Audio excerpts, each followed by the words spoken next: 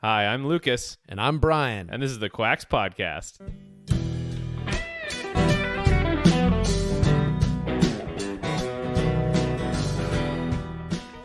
All right, welcome to the podcast. Hey, Brian. Hi, how are you?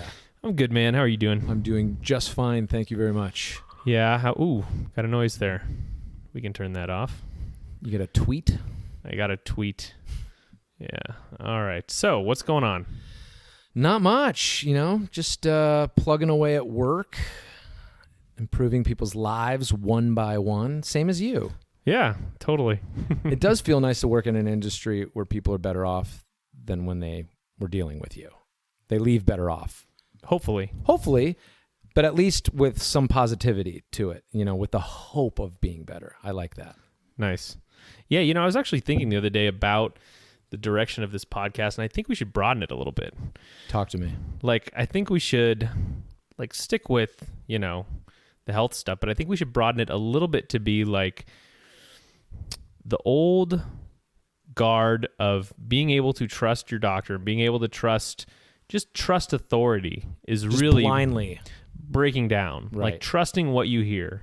That's breaking down. Thank God. And so people need the tools to evaluate life, to evaluate stuff that's happening in a way that's going to be okay for them. Right. Basically what I'm saying is people are more and more on their own and in their own community and among their friends and what they can find for themselves. Trusting the tribe rather than whoever's this perceived authority and just trusting your own research, And there's more of it readily available too. Totally. Yeah, totally. It's not like way back when where it's like you have to go to a library and read up the, Britannica to try and find something out. Completely. And that's one of the things about working in the store. You see so many people that come in that go, my neighbor's using this and it's worked great for them. Not a doctor, not some professional, their neighbor, and then they use it and it's a grassroots issue and then it grows and it's really turning into a brush fire. Yeah. Well, anyway, the reason I do that is I might have an interview lined up, but it's on empathy-based listening or something like that. So it's kind of outside our purview. Okay. But it'd be a really cool interview. So I might just throw it in there anyway. I think lifestyle stuff is great. Yeah. Okay. So you said you had a story. Well, it was more of, I had a customer come in today and he was at the CBD counter because he had heard CBD, like everyone else, is great for this, that, and the other. And I was like, well, what is it for? He's like, well, it's actually for my 5-year-old. And I was like, well, that's skewing a little bit younger than normally people are coming risky. in. But, and I don't even know if it's risky because that hasn't Not been... in the health sense, but in the risky to be talking to someone who's potentially Socially giving risky. CBD to their 5-year-old, Right. Blowback, that kind of thing. Completely. And you don't it's like what led them to that point. So the whole crux of it being that his child was just diagnosed with stage 4 cancer. Ooh, 5 years old? 5. Oh. On May 28th, they had to put him in for emergency surgery because he brought him in for a CAT scan. They'd found out that the guys came out of there. Normally, have to wait a couple days to get the results on that sort of thing. They're like, your son needs to go into emergency surgery right now. So they took him to Children's, and they performed emergency surgery to remove the fluid around his heart. So all of this fluid had built up around his heart, around his major organs, and he was going into shutdown, right in real time. Wow. At 5 years old. And so they performed the surgery. They put a tap on the heart to relieve the fluid to get rid of the pressure. Mm-hmm. And he coded. He died on the table. And then they brought him back, but he coded 4 times. Oh my goodness. They didn't think they were going to be able to hold on to him. He survived, and this is just a couple weeks ago. And so he was there because they've got him on, here's the deal. The doctors said, you need to have this kid on chemo. He's got a rare cancer. There's a tumor actually on his heart, which, how many times have you heard about having a tumor on your heart? Not much. It doesn't happen. Yeah, that's rare. So the doctor's saying, oh, this is unbelievable. This is so rare, da-da-da-da-da. And he goes, okay, well, we want to explore our options outside of the hospital and look at some natural things. And they go, oh, no, you're not taking your son out of here. They threatened him with court order Oh, if they didn't let the hospital do the chemo. yeah, I've heard of that happening. So they basically forced him into chemo, or his son would be removed from him. They'd give him the chemo, no options whatsoever. Yep. Which to me is very troubling in a free society to not be able to. I mean, how helpless Totally. with your own child. Oh my So gosh. I was like, what? He just held it together. He's like, what am I going to do? Blow up and lose it and then cause this issue with my 5-year-old son who's already going through all this other stuff. So long of the short is that he did have the chemo. The tumors are shrinking. He was in to get CBD so the child could have he'd actually been taking some CBD and it helped with his diet or with his what's it called? Anxiety or your appetite. Oh, appetite. Gotcha. How did I lose appetite? But so he had no appetite, obviously, as a result of the chems. So That makes sense. And it had really been helping him eat. But what I'm trying to say is 5 years old, having a tumor on your heart, all the things that we have to deal with day in and day out that we think are these major inconveniences that really aren't that big of a deal at the end of it. It's not a tumor on your heart. You're not being forced to take chemo. For your kid. So just be appreciative of what you do have. Focus on the healthy aspects of your life and try to spill that over into the less healthy aspects of it. But it's more about just being appreciative and having that appreciation, because I do think it goes a long way. And that immediately, my heart broke for this guy, but I was so appreciative to have a child that didn't go through that. Oh, I bet. That I didn't go through that. Yeah. That my family members are not going through that. And I just wanted to reiterate that we're talking about health here. We're talking about all these different things. Sometimes there's some scary aspects to that. Mm-hmm. But at the end of the day, we have the goal of wanting to have better health, improved health for us and for everyone who's listening. So just be appreciative of what you do have, because it could always be a lot worse. Yeah, man. What a gripping story. I mean, what do you say about that? I know. I was so frustrated and for him, and he was so even keel and cool about it, even though you could tell underneath he was dealing with a lot. I mean, I imagine him going through that, like your time horizon shrinks substantially, all your plans about the future, everything. I mean, you're focusing on 15 minutes. That's it. So yeah, I'm glad. And that will remind me every 15 minutes to just appreciate what I have. Yeah. Well, so that's not meant to be a downer. It's meant to be the opposite of that. So I feel ecstatic. So all right. Now after that great story, on to weight loss, part 4. Oh, jeez. Not a great transition, but well, mine's kind of serious too, I guess. So. Yeah. All right. So we're going to do weight loss part 4. Love it. Yeah. So I argued with myself a little bit on whether I wanted to do this episode or not. And I kind of came down on the side of you should. I think any weight loss series should have an episode like this. If it didn't, I would say it was incomplete. And I really want to give our listeners the truth to the best of my ability. But I also want to keep things positive, and this is going to be another one of those avoid this bad thing episode. And, you can only do so many of those without kind of dragging things down. I hear you, but it's also important to know, to be aware. It is very important. And there's some controversy around the subject too. So just be forewarned, there's people who disagree with this, but we're going to go for it. Let's do it. All right. So we're going to start with the technical part. We're going to be talking about fats. So I need you, Brian, to tell me if I'm making sense, because this is a little technical. So I will try. So I want to start with the different types of fats out there. And there are 3 types of fats that we're going to go over today. Saturated fatty acids, SFA, monounsaturated fatty acids, or MUFA, and polyunsaturated fatty acids, or PUFA. Oh. Now, whether something is saturated or not has to do with how many hydrogen atoms are connected to the carbon atoms. So fat's basically just carbon and hydrogen bound together in countless different variations.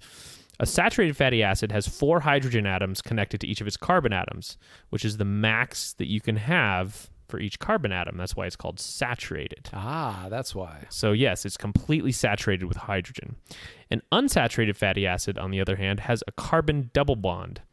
And so it has more room where hydrogen could fit. And the difference between monounsaturated and polyunsaturated has to do with how much room there is available for hydrogen. So remember, saturated or unsaturated, it just describes the amount of hydrogen atoms in the fat. So do you want more hydrogen in your fat or less hydrogen? That's what we're going to get to, baby. Oh, boy. Oh, yeah. So to complicate things further, fats can have different amounts of carbon chains, which changes their properties. So you want to kind of think of it like Legos. If you have 6 saturated Legos stuck together, meaning 6 carbons, that fat is called caprylic acid. If you have 18 of those saturated Legos stuck together, that would be called stearic acid. On the unsaturated side, if you have 18 unsaturated Legos stuck together, that's called oleic acid.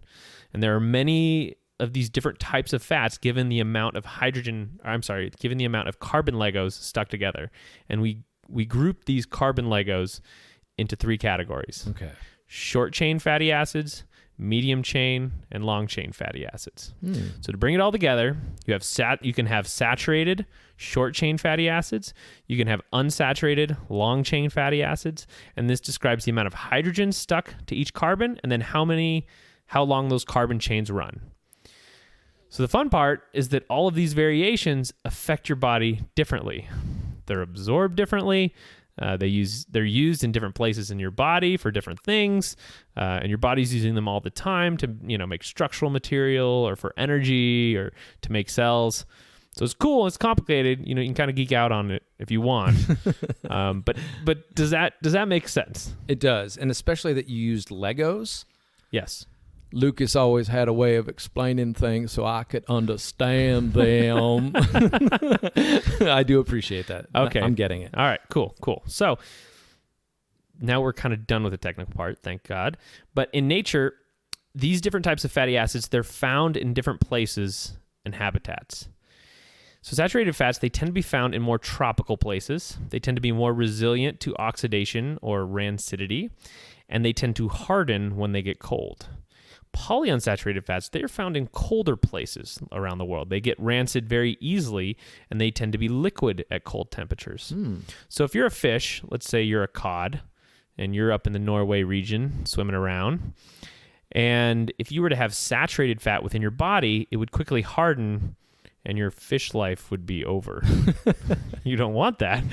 No. But if you have polyunsaturated fat in your body, it stays liquid at cooler temperatures, so it can be used for all the different functions that are needed to make your little fish body run.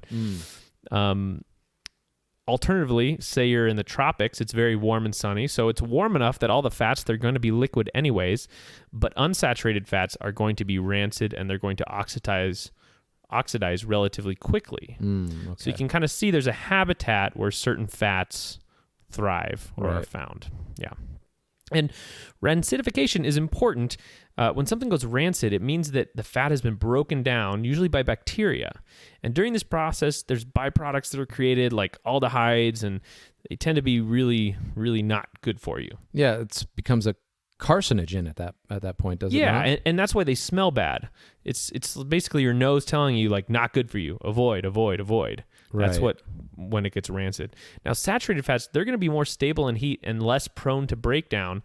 So a good example of this is butter versus coconut oil. You can leave butter out on your counter for a while, right? But eventually you'd want to put it in the fridge or it's going to go bad.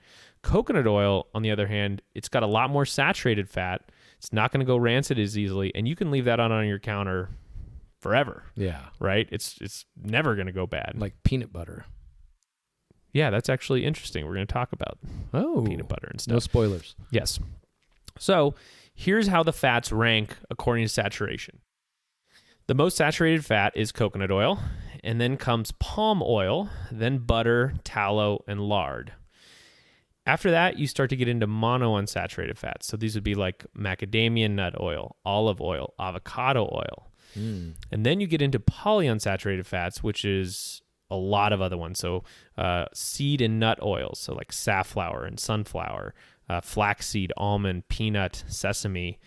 You also get corn oil, soybean, canola, really any of the grain oils, basically all the grains, all the vegetables, all the fish, most nuts, and some fruits are polyunsaturated fats. Okay.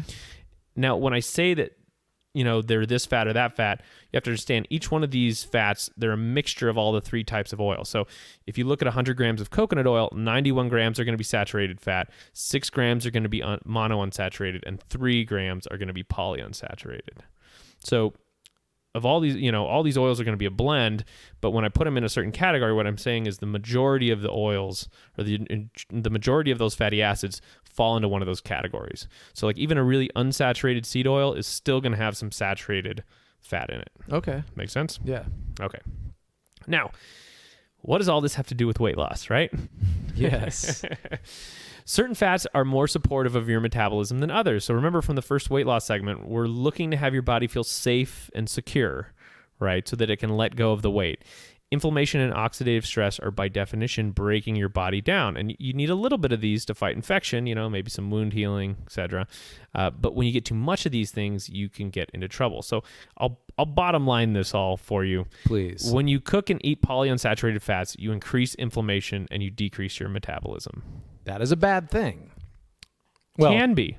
We'll see. It Okay. gets a little wonky. Really? Yeah. So just to kind of show you an example of this, Professor Grootveld of De Montfort University of Leicester. He's good. Yeah, he sounds great. He's done a series of experiments comparing cooking with polyunsaturated fat versus more saturated ones. So he's a professor of bioanalytical chemistry and chemical pathology. And here's a quote from him. People have... No, I'm not going to read it in that next. I was just kidding. People have been telling us how healthy polyunsaturates are in corn oil and sunflower oil. But when you start messing around with them, subjecting them to high amounts of energy in the frying pan or the oven, they undergo a complex series of chemical reactions which results in the accumulation of large amounts of toxic compounds. So his research has found that in a typical meal of fish and chips fried in vegetable oil, like you might get at a pub, there are as much as 100 to 200 times more toxic aldehydes than the safe daily limit set by the World Health Organization. 200 times? 200. Oh, boy. Oh, boy.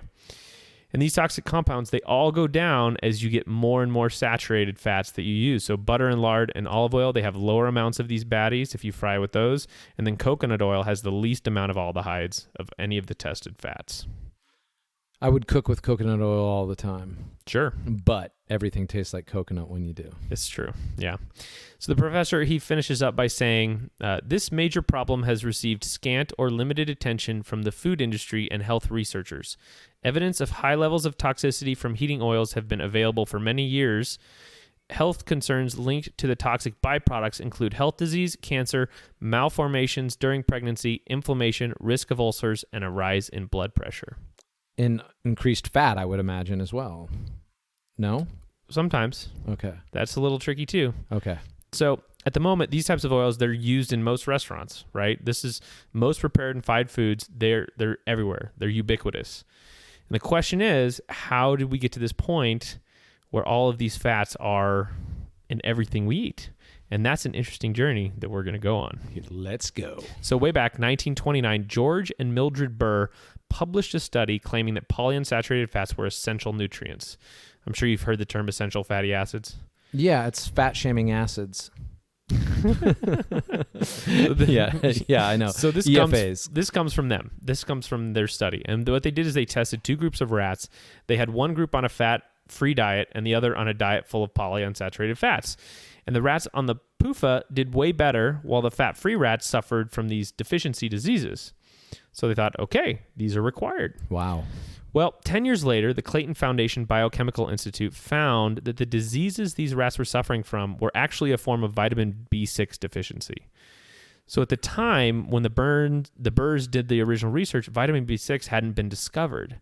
So they didn't know that they were even deficient. Yeah, and the reason the rats on the PUFA diet did better than the fat-free rats is because the PUFA slowed down their metabolism, and with a slower metabolism, you need less nutrients.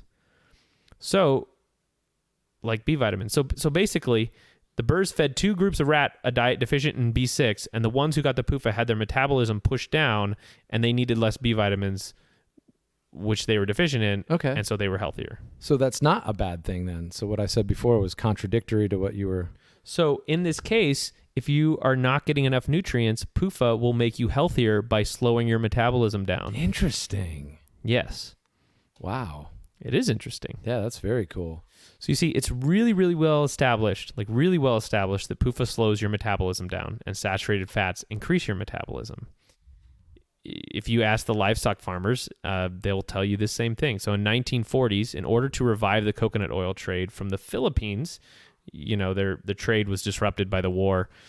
It was decided that coconut oil would be used to fatten pigs up. So before the war, coconut oil, it was used all across America for frying and baking and, popcorn in movies, that kind of thing. But the war, it disrupted the importation of coconut oil into the country. So after the war, Americans, they're not used to coconut oil anymore. And so the importers, they need a market to get back into the country, right? Of course. So they start giving it to pigs. And what they found was it was horrible for fattening them up. The pigs, they just got energetic, they got lean, and they got super hungry.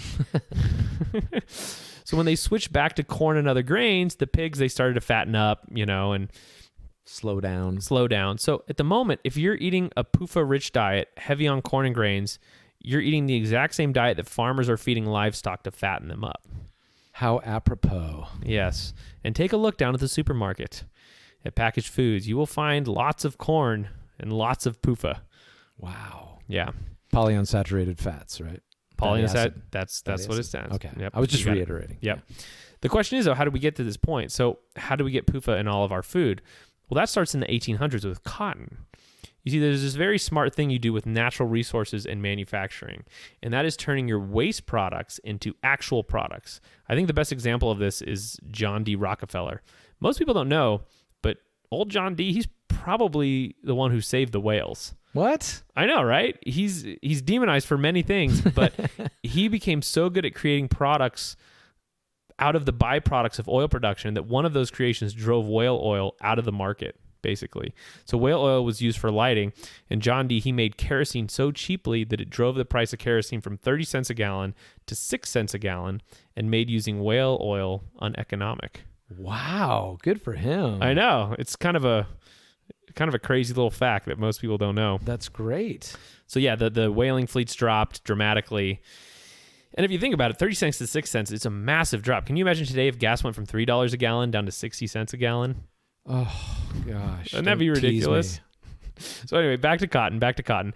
When you produce cotton, you get all of these seeds, right? And most are useless, as you need just a small percentage of them to really plant the next crop. So enter Procter and Gamble. I can't remember their first names, but two dudes, right? And they're big cotton manufacturers. So they have all of these waste seeds, and they're trying to think of a way to make these profitable. So they press them into oil. And it's kind of this yellowish liquid. They find different uses for it. So they add it to olive oil to kind of lower the cost of olive oil. They did that so much that Europeans refused to import olive oil from America. But anyway, that's besides the point.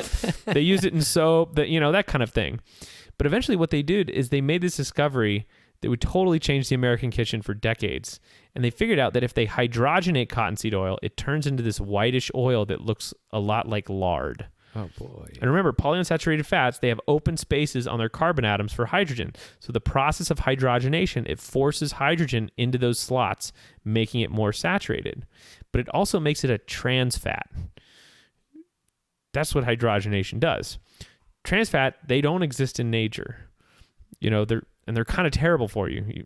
You've heard of trans fats, right? I have. Yeah, I think everyone's heard of trans fat. Whenever you say trans fat, I just think skull and crossbones. Pretty much, yeah.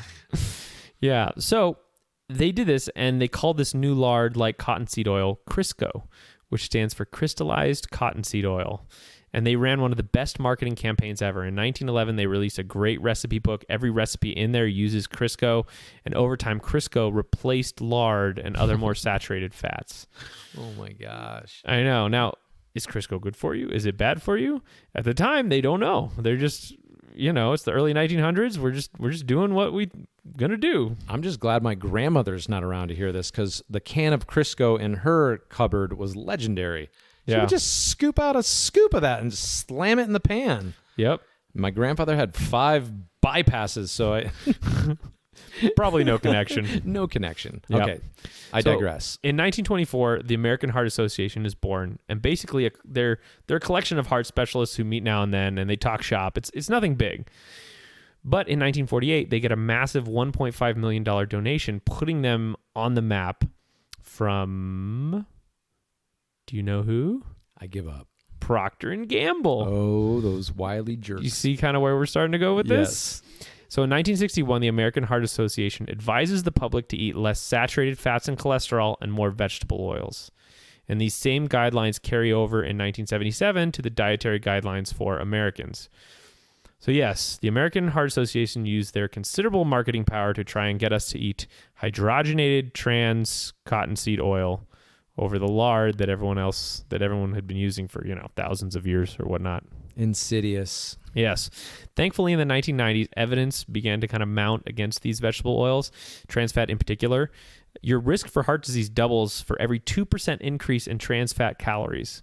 So to give you an idea, if you're eating a 2,000 calorie diet, that means 20 calories is 1%. So every 40 calories you ate of trans fats, your heart attack risk doubled. My goodness. Isn't that ridiculous? Oh. So in 2013, partially hydrogenated fats were taken off the generally accepted as safe list by the FDA. So they are not considered. So we don't have to deal with those anymore. They are no longer GRAS. I'd like to see the heart attack numbers since that came off the list. It would be interesting, but it's just, it's only 6 years, so Right. it's just not enough time. But, the American Heart Association, they're basically guilty of telling people to eat poison for decades, which is insane. As long as you're washing it down with cigarettes, it's okay. I won't even touch those guys. So the story is kind of indicative of how oils came to dominate our food chain. There is kind of a similar story behind canola oil, which comes from rapeseed, which was used in the production of mustard gas. Years of genetic engineering really finally produced a rapeseed that didn't have these terrible toxic components, and it was marketed as canola oil, nutritious and cheaper alternative to olive oil. It's the same story for all these oils. So like linseed or flax oil, they were used in paints, but they came up with better alternatives from petroleum, and so they had to find a new usage there. Corn and soybean oil, they're byproducts of farming. So all these oils are basically waste or byproducts that are looking for a profitable usage. But they're not the tried and true lard, butter, olive oil, that have been with us for thousands of years Yep. or whatnot. The staples. So with all this, what do we do? What's the bottom line? The basic way to think about this is saturated fat increases metabolism. Monounsaturated fat is neutral, and polyunsaturated fat decreases it. So personally, knowing all this, I only use like certain oils in my kitchen. I use olive oil and butter. Basically, that's really it. I think coconut oil and macadamia nut oil are also good. And then avocado oil is kind of a distant last resort. It's not the worst, but it's like, I don't know, if you have olive oil, why would you use it? But, Right. Lard is also an option. However, it comes from pigs, so it's a little suspect because what they're feeding pigs, they're giving them a crap ton of grain and PUFA, so their tissues become highly unsaturated. And so the lard from them is actually also unsaturated. Not to mention other genetic materials that could be in there. Who knows? Yeah. Who knows? Cows and lambs are different in that they have this special ability of turning unsaturated fats into saturated fats. This is actually really cool. Usually the fat makeup of an animal is what they eat. Same for us. Our fat makeup is what we eat. But cows and lambs, they have this unique ability to turn the unsaturated fats they get out of grass or grains or whatever into saturated fats. That's a nice trick. I know. It's pretty cool. Now, for the controversy part, there is something called the Israeli paradox. And the Israelis eat a ton of PUFA and yet have low levels of diseases that PUFA should give them, like heart disease and diabetes.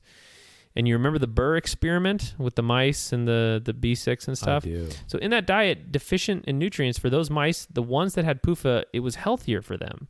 So the faster your metabolism, the more you burn through nutrients. And this is what a lot of studies show, actually. An introduction of PUFA can have health benefits in the short term. So because the Israelis have more of an active lifestyle and we're eating more foods, that's why? I don't know why there's the Israeli paradox. That's why it's called a paradox. It could be a bunch of things. I don't know. You're just looking at like let's figure it out levels. right now. Let's just go ahead and dig into Yeah, Israeli. What the life of an Israeli? I wake up. What happens? Let's get him on the phone. So if you switch from like a heavy PUFA diet to a saturated one, you could have serious deficiencies in your metabolism, if it starts revving up and stuff. So it's not as simple as just eating a bunch of saturated fats and ditching the PUFA, especially if you've been eating PUFA for a while. And not only that, there's some people whose genetics predetermine them to weight gain from saturated fats. So you can actually get that checked. I think it's 23andMe. Some other genetic testing sites will look at that. Okay. So I think now that you know all this about PUFA and saturated fat, I think it's best to move slowly. So Americans, they ate Crisco for decades, and they didn't have the same problems with obesity and heart disease that we have today. And our systems do, in our bodies, they do have ways to deal with PUFA and recidity. So if we have, we have vitamin E, we have antioxidants, there's a liver that helps clear up these assailants. I think a great thing you can do, though, is type your diet, for a day into a website like Chronometer. Okay. Which tells you the amount of PUFA you're getting. So if you're getting under 10 grams, you're doing really great compared to most Americans. And when it starts to get up to like 20 or 30 grams, you might start to run into issues. I personally find that when I get like into the teens on grams of PUFA, I start to get really depressed. And I just have this like sinking down feeling. So you keep track of them? I have before. I've looked. Like I really avoid fried food at restaurants for this reasons. But I can do fried chips in olive oil or coconut oil just fine. Completely. Yeah. So, I mean, that's just my personal experience. Something you might have to I wonder, being test out. Largely plant-based, how much exposure I'm having to PUFAs on a regular basis as well. Be good to know. Yeah. Yeah, you could check it out for sure. I'll start keeping track. You really just need to put 1 or 2 days in there, and you get a good idea. Okay. You get a good idea what foods do what. So just don't stress yourself out over it, I think. Make the transition over time. If you do eat a high PUFA meal at like a restaurant or you have some fish and chips at a pub, you can take some vitamin E to counteract a lot of the damage it might cause. And as a side note, interestingly, like in nuts, which are really high in PUFA, there's also a high amount of vitamin E, which counteracts the PUFA. So interesting. It is interesting when nature kind of puts the poison and the cure together in one package. So I'm going to link some great articles on PUFA consumption showing it's rising over time in America. More details on the stories I mentioned. I'm also going to post articles on all the diseases that PUFA has been linked to if you really want to horrify yourself. So, but it's good, like you said, just to be aware. I mean, yeah. But since there's no conclusive answer to what's best for what situation, it seems like every situation is different. It is a little different. It's just you should just know this information. You should just know this information, and it's worse at the extremes, I think. So I think you can run into trouble if you go low, really, really low PUFA. Like if you do under 4 grams or 3 grams or 2 grams, I think you can have some problems. Although some people do that if they have health issues. Some people try that as part of, and there's been good results with it. So it's not necessarily a bad thing. But I think if all you're eating is packaged foods, and there are people out there who do this, they only eat from restaurants and they only eat packaged foods. And if you're doing that and you're getting 50 grams of PUFA a day or above, like, that's not bueno. No, it's not bueno. It's just constantly hammering your metabolism. It's constantly hammering your vitamin E stores, your antioxidants, all of that stuff. And I think that's when your health really takes a crash. So it's like the old adage, too much of anything is going to be an issue, most likely. Yeah, and it's helpful to know what that means. Right. What too much and not enough means. Which is why the Clayton study was so interesting too, because of the rats that had their metabolism go down, and it was actually beneficial in that situation. It was beneficial. They weren't getting enough nutrients. Yeah. I mean, in prison, this might be a good thing. Oh, prisoners are getting lots of this stuff. It's pure PUFA. Oh, yeah. Their meals they eat are just terrible, man. It's like, oh, it's awful. I don't know, and I hope never to know. I don't know either, but I look into these things because I'm curious. Of course. But that seems like a situation where it might be. Yeah. They don't have as much energy that they're expelling. Yeah. I mean, yeah. Give it a try. We see could what talk happens. about polyunsaturated fats all day long in accordance with the prison system. But I think we're going to let it go. There are some internet gurus out there who would tell you that, this is this is the worst thing ever, and you should avoid it at all costs. But I don't know if they're right. Who Even knows? worse than the trans? Well, yeah, the trans is like, I guess I should clarify that. So the trans is all bad all the time. We don't want that at all. But outside of the trans, there's polyunsaturated fats that are not trans, that have not been hydrogenated. Right. You know, like from seeds and stuff like that. And so on that, those are probably bad most of the time, but maybe a little bit here and there can help. And it's no wonder that when people take polyunsaturates, sometimes they feel better for a while. Interesting. Because they have less demand on their systems from nutrient standpoint. There's so much more to fats than you would ever even begin to think was out there. So. Yeah. So anyway, announcement-wise, I'm really close to having the website up and ready. So Beauty. yeah, that should be up here in the next few days. We'll announce it next week. That's going to be fun. It's going to have all our recommended stuff that we've ever talked about in one page. It's going to have all the notes in one page that'll be easy to look at. So I'm excited about that. I can't wait to see this. I know. It's going to be exciting. cool. Is it going to have pictures of us up there? I don't know. I was thinking about that. Do we want to put a little bio or remain mysterious? Maybe give them a little teaser. What does that mean? I don't know. Just us like with a bandana that covers everything up to our eyes. Yeah, that couldn't be misconstrued at all. Maybe just like an earlobe or... Also, makes it harder for the pharmaceutical companies to find us. But no, that's awesome, man. Good news. Yep. Cool.